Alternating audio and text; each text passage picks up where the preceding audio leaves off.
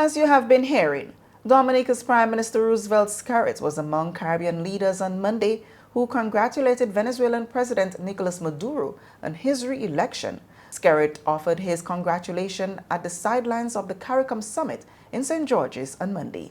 Well, as far as I've seen, the entity which oversees and governs the elections in Venezuela has indicated that President Maduro and his party have been re-elected for another 6-year term in the Bolivarian Republic of Venezuela, and therefore we extend our congratulations, as we do in all elections anywhere in the world, our congratulations to President Maduro on his re-election. We look forward to working with him for the next 6 years on a bilateral and multilateral basis. Venezuela continues to be a very important player in the hemisphere from a number of vantage points. And we congratulate the Venezuelan people for conducting themselves in a largely peaceful and event-free election process.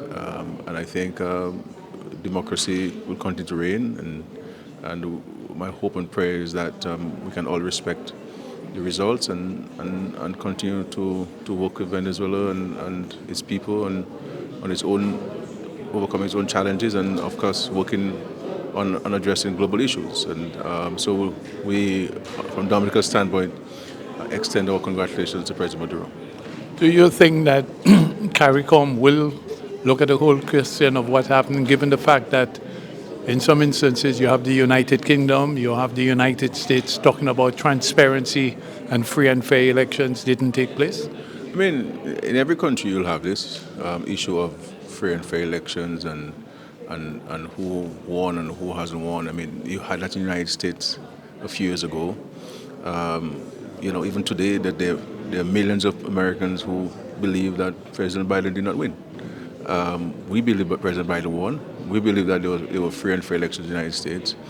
And I think that, you see, there's a growing phenomenon among opposition parties who seem to have some kind of support externally, that they don't need to do work. They simply need to sit on their homes on Facebook or social media or on a radio program. Don't seek to impact the lives of people while in opposition, and believe that there's some external entity who will be able to place them as a government of that country. Politics is hard work.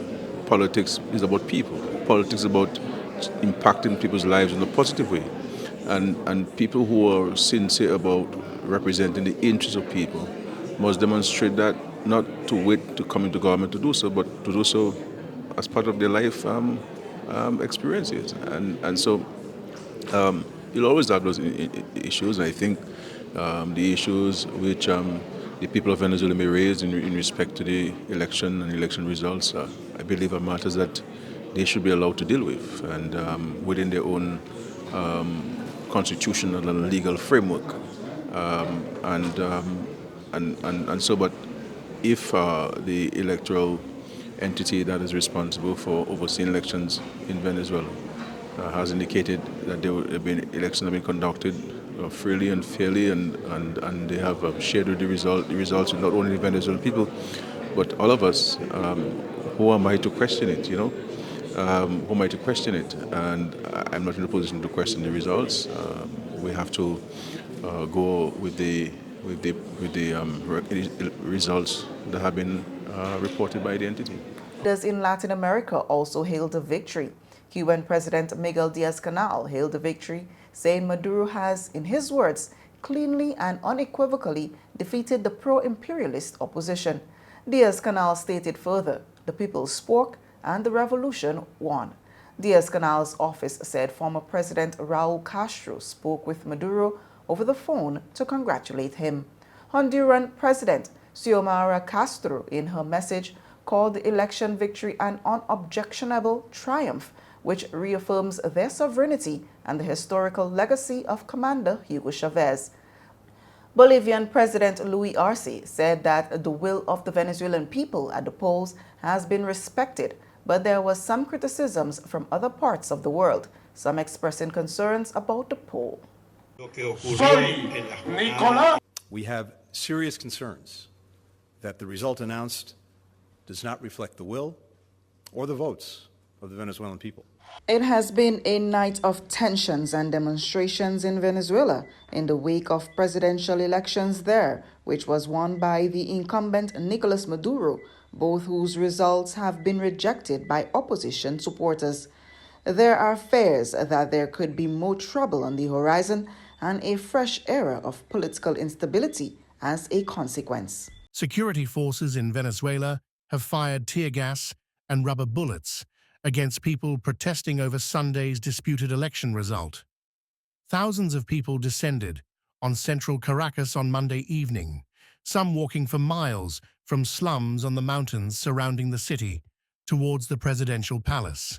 The opposition has disputed the election results, saying its candidate Edmundo González won convincingly with 73.2% of the vote.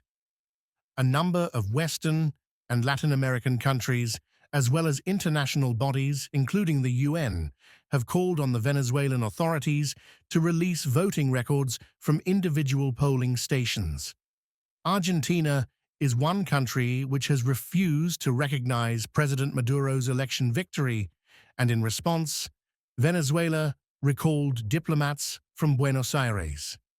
Diplomats from 6 other Latin American countries, Chile, Costa Rica, Panama, Peru, the Dominican Republic, and Uruguay, have also been withdrawn for what Foreign Affairs Minister Ivan Gil described on social media as interventionist actions and statements.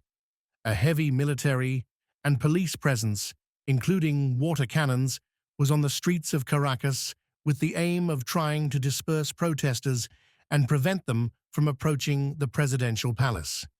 Footage showed tires burning on highways and large numbers of people on the streets, with police on motorbikes firing tear gas.